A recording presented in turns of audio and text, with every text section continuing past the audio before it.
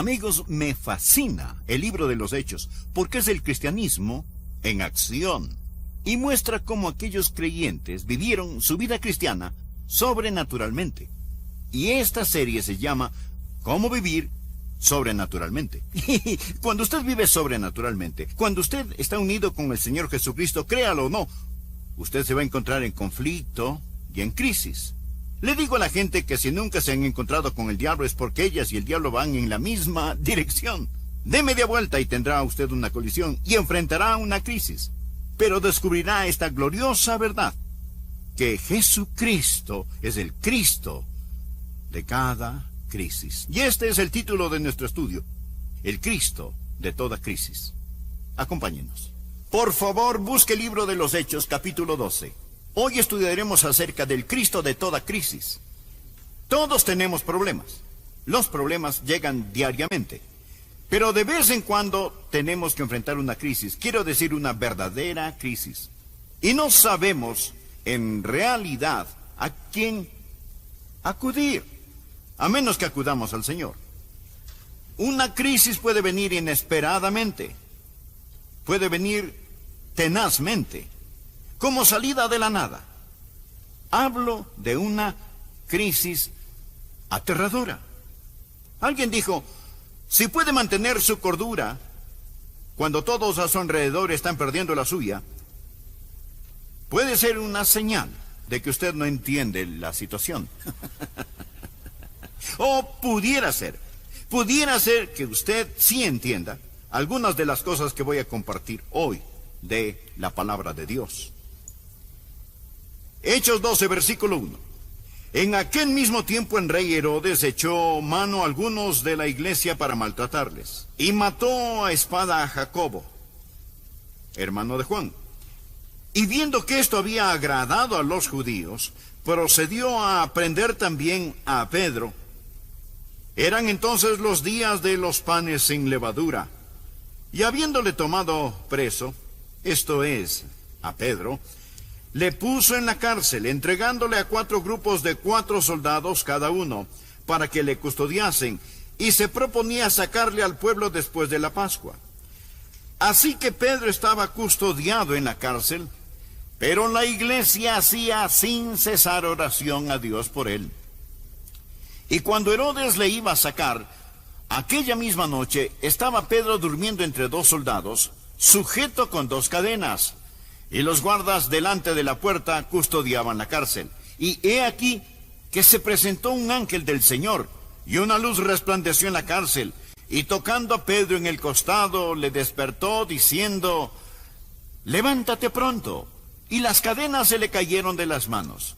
Le dijo el ángel, cíñete y átate las sandalias. Y lo hizo así. Y le dijo, envuélvete en tu manto y sígueme. Y saliendo le seguía, pero no sabía que era verdad lo que hacía el ángel, sino que pensaba que veía una visión. Habiendo pasado la primera y la segunda guardia, llegaron a la puerta de hierro que daba a la ciudad, la cual se les abrió por sí misma, y salidos pasaron una calle, y luego el ángel se apartó de él. Ahora, hasta aquí la lectura, continuaremos leyendo más tarde, pero déjeme mencionar el trasfondo, reiterar lo que había sucedido. Herodes fue un hombre salvaje, cruel, impío y vil. Quería torturar, hostigar, perturbar la iglesia. Ya había apresado a Santiago, el hermano de Juan, y lo había condenado a muerte. Y vio que eso complació a la multitud y se dijo, bien, apresaré a Pedro. Y puso a Pedro en prisión. Y dijo, después de la Pascua, lo sacaré, y lo haré más corto de estatura, le cortaré la cabeza. Herodes era un hombre absolutamente feroz, vil, diabólico y cruel. Esa era la situación, y verdaderamente era una gran crisis. ¿Cómo enfrenta usted una crisis? ¿Qué hace en tiempos de crisis? Bien, quiero compartir con usted hoy 4 pensamientos. Por favor, anótelos. Los necesitará. Pueden necesitarlos ahora mismo. Algunos de los que me escuchan están en medio de una crisis genuina, pero si no, los llegará a estar. Primero, debemos respetar el misterio de la providencia de Dios. De la providencia de Dios. Al mirar este capítulo, hay una palabra que sobresale: providencia. Es decir, usted va a ver la escondida mano de Dios. Dios está trabajando, pero usted no puede ver a Dios trabajando. Usted puede estar en medio del caos ahora mismo. Parece que nada tiene sentido. Todo lo que pensó que estaba seguro, bien clavado, se desarma. Y el diablo está sacando los clavos. Escúcheme. Solo porque no tiene ningún sentido para usted, no significa que no tenga sentido. Muchos tenemos preguntas. Al mirar este capítulo podríamos decir: ¿por qué? ¿Por qué dejó Dios que Herodes fuera rey? ¿No es Dios Dios? ¿Cómo pudo Dios dejar que un tipo como Herodes fuera rey? Si yo fuera Dios, lo convertiría en un sapo. ¿Y por qué? ¿Por qué Santiago debió morir y Pedro ser liberado? ¿Por qué? ¿Es que Dios tiene favoritos? ¿Es Dios caprichoso? ¿O ha perdido el control? ¿Por qué suceden todas estas cosas? Amigo, quiero decirle algo. No vivimos de explicaciones. La vida no es un problema que debe ser resuelto, es un misterio que debe ser vivido. Y a veces usted tiene que retroceder y simplemente mirar lo que voy a llamar la escondida mano de Dios. Y usted necesita respetar eso. Algunas veces miramos lo que Dios hace y cómo pone sus colores en el cielo y decimos: Señor, lo estás haciendo bien. Y de pronto Dios lo embarra todo. Y decimos: Señor, lo arruinaste. ¿Se ha sentido así alguna vez? Señor, ¿por qué permitiste que esto suceda?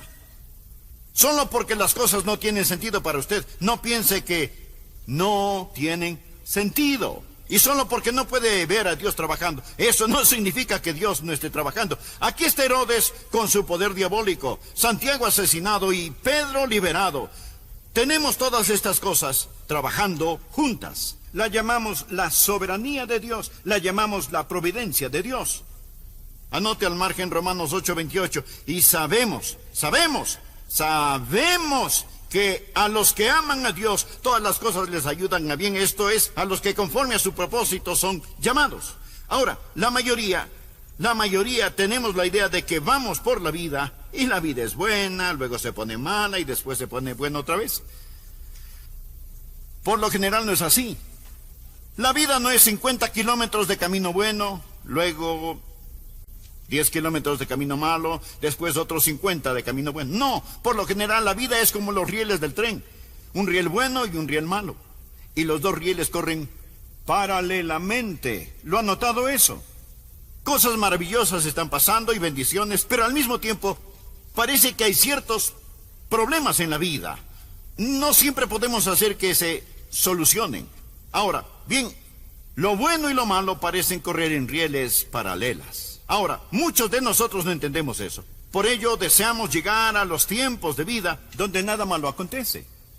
Y decimos: me alegraré cuando los problemas terminen para hacer lo que deseo hacer. Si estudia, me alegraré cuando las clases terminen para empezar a hacer lo que quiero hacer.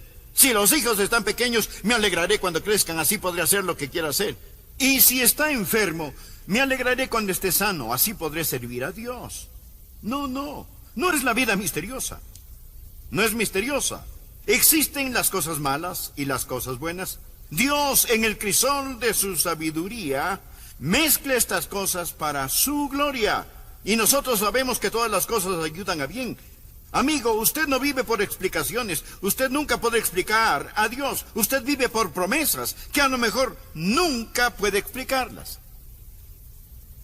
¿Sabe? Si fuera un niño se preguntaría: ¿por qué Dios pone vitaminas en las espinacas y no en los helados? Deje que Dios sea Dios. Usted debe respetar, escúcheme, el misterio de la providencia de Dios. Permítale a Dios ser Dios, y solo porque para usted no tiene sentido no significa que no tenga sentido. Y si se encuentra en una crisis, no demande entenderla. ¿Entendió? Segundo, debemos solicitar el ministerio del pueblo de Dios. Ahora, ¿cuál es el ministerio del pueblo de Dios? Es la oración. Veamos el versículo 5. Así que Pedro estaba custodiado en la cárcel, pero la iglesia hacía sin cesar oración a Dios por él.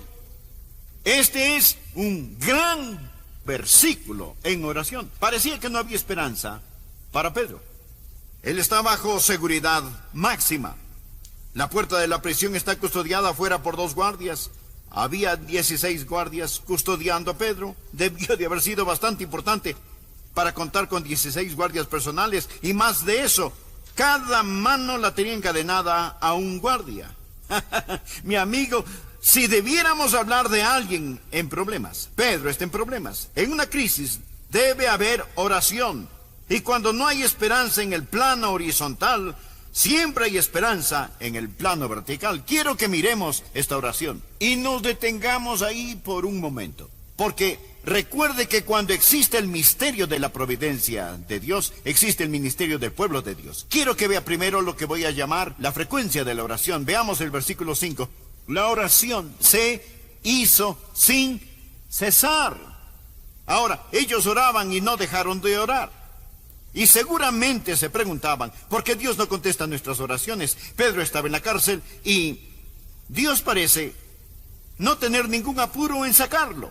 Pero Dios está tratando de enseñarles una lección sobre oración, y una de las grandes lecciones acerca de la oración es persistencia. En segundo lugar, debe haber fervor en la oración. ¿Escuchó? Fervor en la oración. Las palabras sin cesar pueden traducirse intensamente. Oraban intensamente.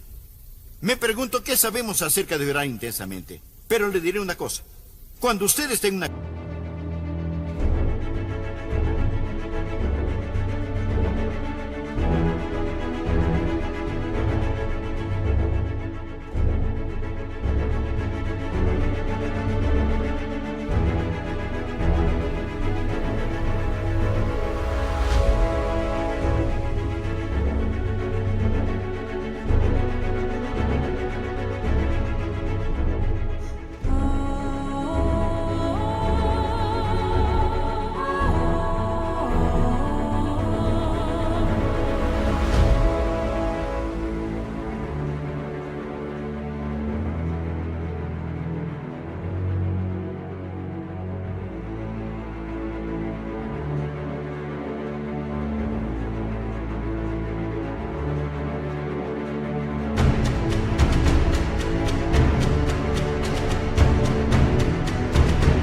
crisis, aprende a orar intensamente.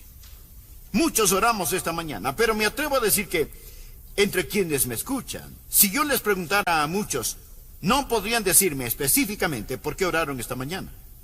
Solo fue una oración general, sin ninguna intensidad.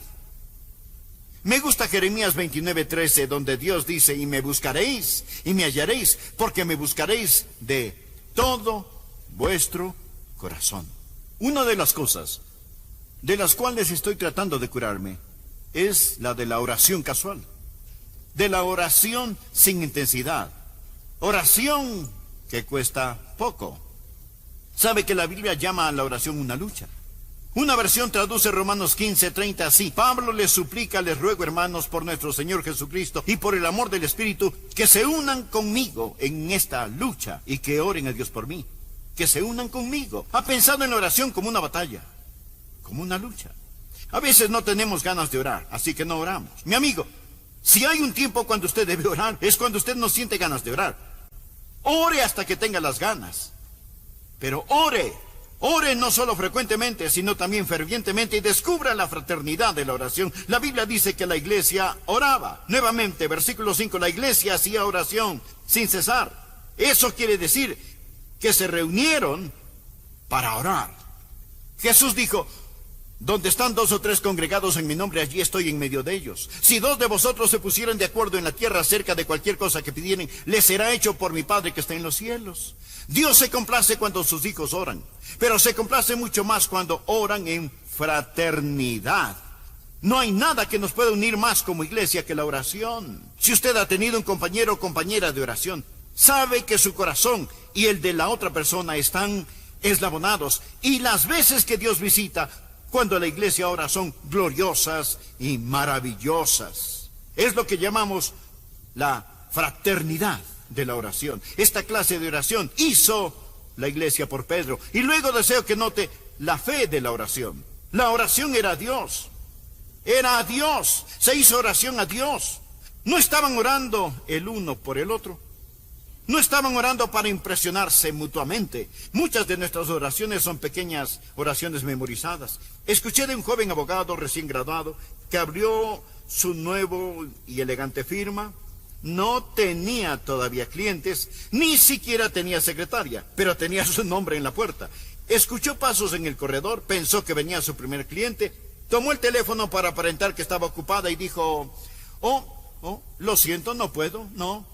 Tal vez para el próximo jueves. Tengo un importante caso de una corporación el miércoles. Tal vez podamos arreglar algo para después. Colgó el teléfono.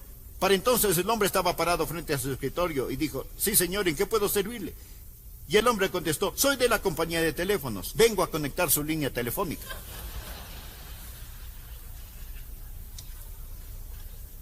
En ocasiones nuestras oraciones son así. Tratamos de impresionar a otros, pero no hay nadie en la línea.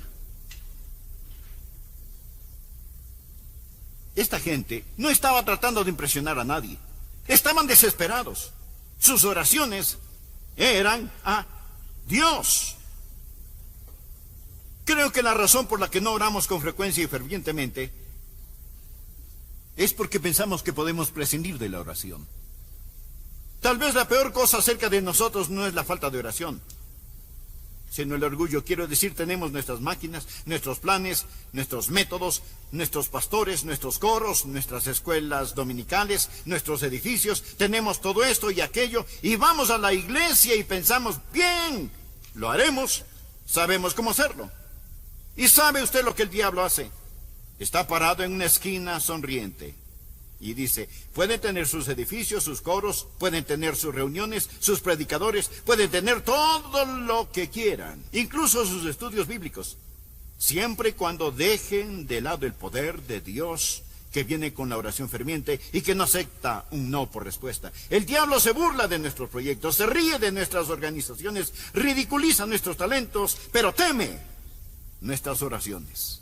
A su vez existe el enfoque de la oración. Por favor, el versículo 5, la Biblia dice: la iglesia hacía sin cesar oración a Dios. ¿Por quién? Escuche, por Él. Ellos estaban orando por Pedro. No solo fue una oración intensa, sino también específica. ¿Qué oró usted esta mañana? ¿Sabe que muchas de nuestras oraciones son tan indefinidas que si Dios las contestara no lo sabríamos, y si no, no tendríamos que admitirlo? Señor, salva a los perdidos. Bueno, si alguien se salva, usted puede decir: bueno, yo oré para que se salvara y se salvó. ¿Cómo sabe que fue su oración? ¿Cómo sabe que no fue mi oración o la de otra persona? ¿Sabe? Tenemos estas oraciones indefinidas. Pero cuando ellos oraron por Pedro y recibieron respuesta, sabían que fue una respuesta a sus oraciones. Oraron por él. Veamos el tercer punto. Cuando enfrentamos una crisis, debemos, tercero, descansar en la maestría de la paz de Dios. Tenemos el misterio de su providencia, el ministerio de su pueblo y ahora la maestría de su paz en medio de la tormenta. Leamos el versículo 6. Y cuando Herodes le iba a sacar, aquella misma noche, Pedro estaba durmiendo. ¿Qué le parece? Pedro durmiendo entre dos soldados, atado con dos cadenas. Yo no sé si los soldados estaban durmiendo, pero Pedro sí. Y los guardias delante de la puerta custodiaban la cárcel. Aquí estaba.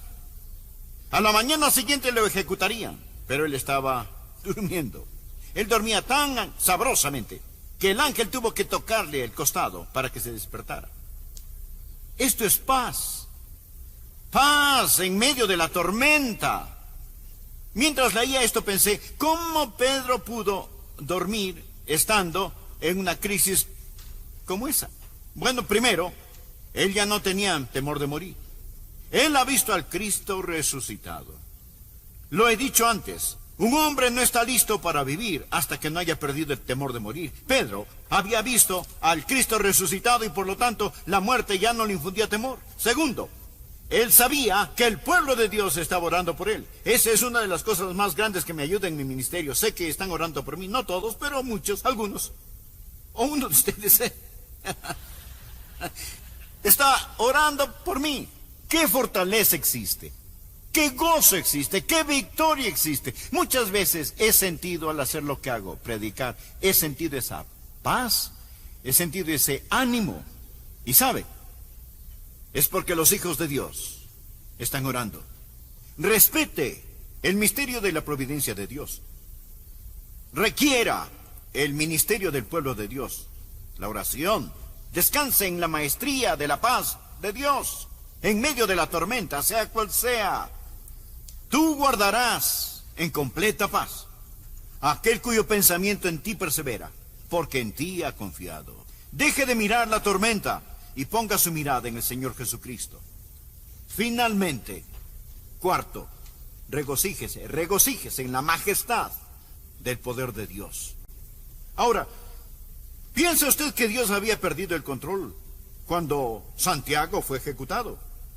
¿Que había perdido el control cuando Pedro fue puesto en la cárcel? De ninguna manera. Dios está en su trono. Algunos pudieron pensar que Dios era débil y que no podía hacer nada, o que a Dios no le importaba el asunto. Usted puede pensar en relación con su problema, usted dirá, ¿dónde está Dios? ¿Dónde está Dios? ¿Es Dios capaz o no le importó a Dios? Es interesante el notar que la liberación de Pedro llegó al último instante. Quiero decir, Dios se tomó su tiempo en este asunto. De hecho, toda esta historia se desarrolla sin premura. No había forma de que Pedro pudiese abrir las puertas de la prisión, pero sí había forma de que pudiese abrir la de la casa. No podemos cambiar el agua en vino, pero sí llenar los cántaros. No podemos levantar a Lázaro de la tumba, pero sí quitarle sus ropas funerales. Verá, hay cosas que podemos hacer, y la oración nunca debe ser una excusa para la ociosidad. Necesitamos entender que debemos orar a Dios por nuestro pan cotidiano, pero la Biblia también dice, si alguno no quiere trabajar, tampoco coma. ¿No ama usted el balance de la palabra de Dios? Aquí Dios se mueve en poderosa majestad. Dios aún está en su trono. Bueno, se nos agota el tiempo. Mas el rey Herodes fue herido de muerte debido a su arrogancia y su orgullo, y fue comido por los gusanos, algo verdaderamente repugnante. Con todo, usted puede ver la escondida mano de Dios en todo esto. Bien, escúcheme. Si está en una crisis y Dios no lo libera, recuerde que Él no liberó a Santiago. Y no es porque Dios no pueda hacerlo. Y si Dios no está trabajando de acuerdo a lo que usted pueda ver, eso no significa que Dios no esté trabajando. Y si lo malo parece tener éxito, recuerde que el éxito de lo malo es temporal. Woodrow Wilson dijo una vez, prefiero fallar temporalmente con una causa que finalmente triunfará, que tener éxito temporalmente con una causa que finalmente fracasará. Bien, si usted está en una crisis, y algunos de ustedes están en verdaderas crisis, déjeme darle 4 cosas para que las recuerde. Primero, no demande el entender. Nunca lo entendería. Segundo, recuerde el recurso de la oración. Tercero, ponga sus ojos en Dios y descanse en su amor. Y cuarto, espere que el poder de Dios se mueva en su tiempo y a su manera. Amigo, Él lo hará. Él es el Cristo de toda crisis. Amado amigo, existe una crisis que le ayudará en todas las otras crisis, y esta es cuando usted recibe a Cristo como su Salvador y Salvador personal. Esa es una crisis, pero buena. Existe un tiempo en el cual usted pasa de muerte a vida, de tinieblas a la luz, del infierno al cielo, al depositar su fe en Jesús. ¿No cree que es tiempo que lo haga, realmente? ¿No desea saber que es salvo? ¿No le gustaría tener esa gran seguridad de que cuando usted muera o cuando Jesús regrese usted va rumbo al cielo? ¿Y no le gustaría su presencia en su vida ahora mismo?